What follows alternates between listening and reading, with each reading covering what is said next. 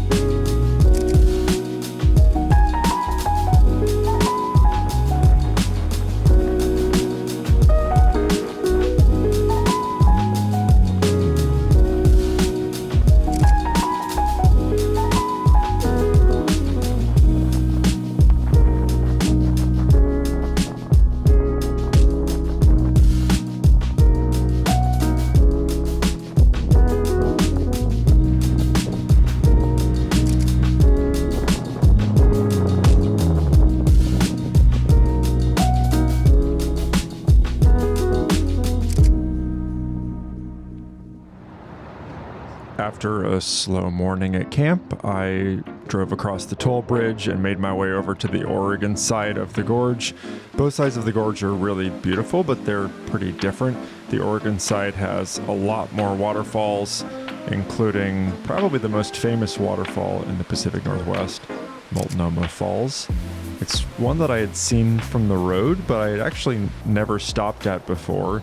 Sometimes I write off the really touristy areas and say, they're probably not worth visiting, but a lot of times they do end up being pretty cool. They're touristy for a reason, and in any case, I'm really glad that I stopped.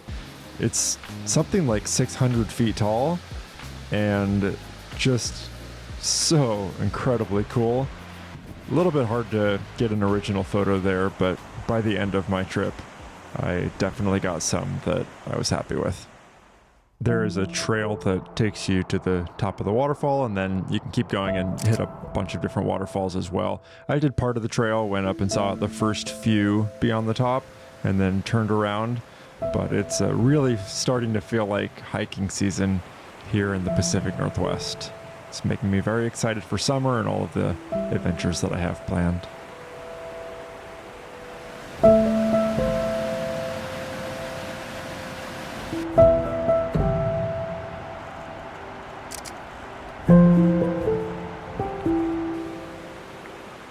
A handful of years ago, I think in 2017, there was a huge fire in the Columbia River Gorge that was started by, I think, a couple teenagers shooting off fireworks, and it was just absolutely devastating. You can still see enormous effects. There's trails that are still closed, whole forests are burned down, but fortunately the Multnomah Falls area wasn't affected very much compared to some of the other areas. It's nice to see just a taste of what the Columbia River Gorge used to look like. I'm sad that I didn't get to experience it in its full glory before the fire, but you do see signs of rejuvenation here and there, so hopefully someday it'll get back to at least somewhat similar to what it looked like before then.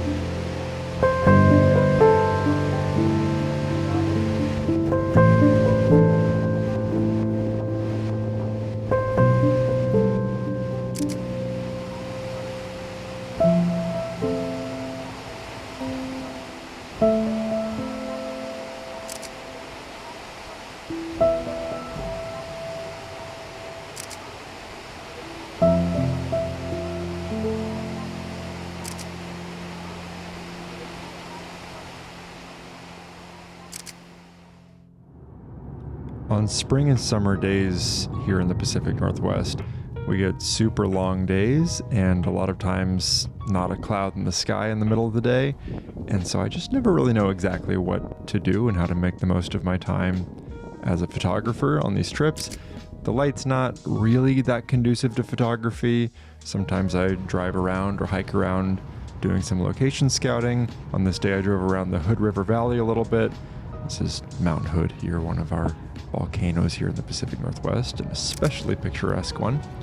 And it's a really cool valley. There's lots of farms and orchards, and I think there is definitely potential for some good shots here. I got a couple okay ones, but it was mostly just wandering around, checking out some new areas, and killing time before the light got nice later in the day.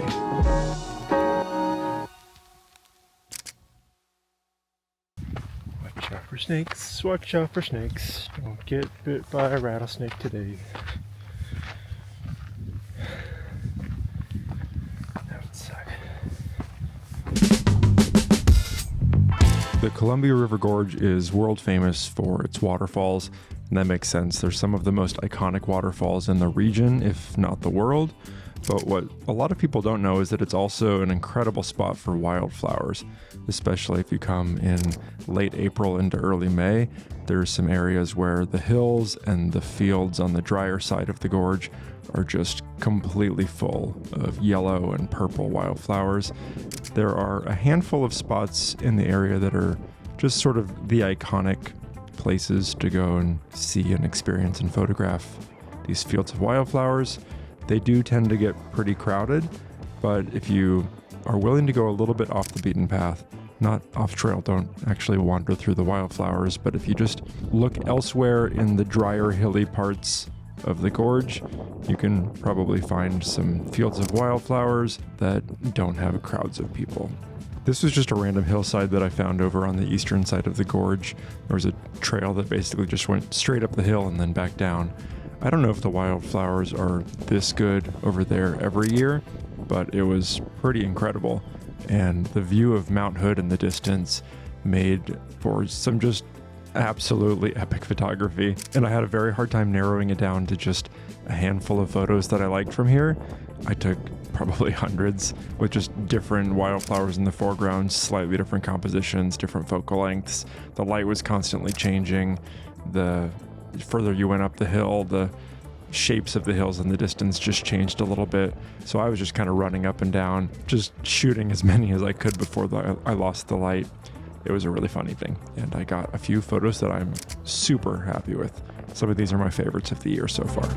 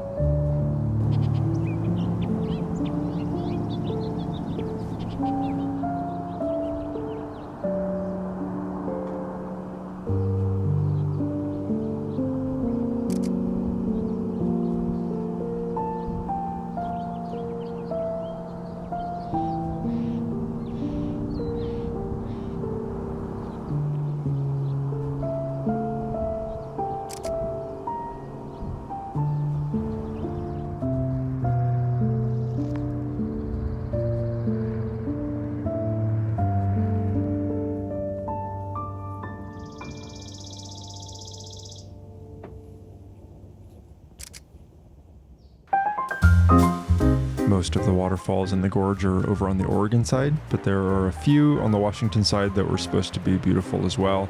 I had never seen them before. I'd definitely seen photos though, but I decided to take my breakfast to go and went for a hike holding a bowl of yogurt and granola, but it was not a bad place to eat breakfast.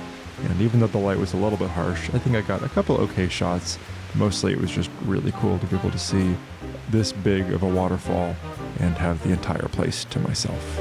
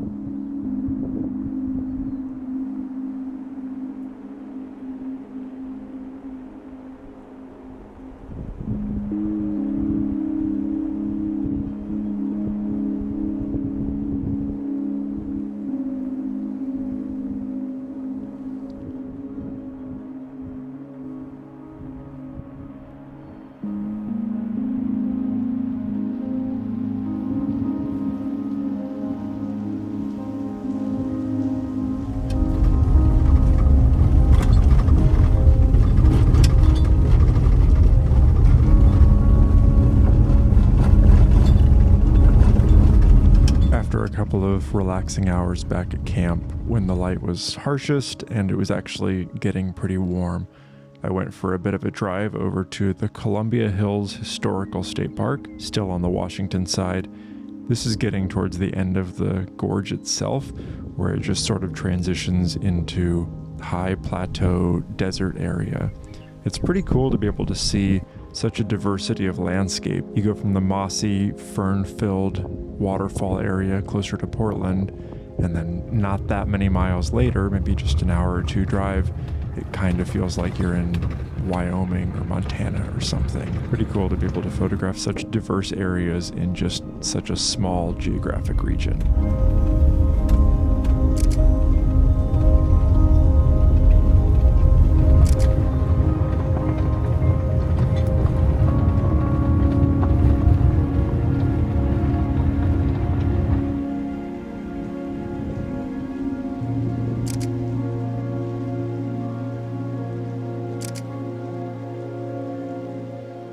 I'd like to thank my Patreon members for supporting the channel. Their contributions help make these projects possible. Over there, we regularly talk about editing, gear, and the business of travel photography.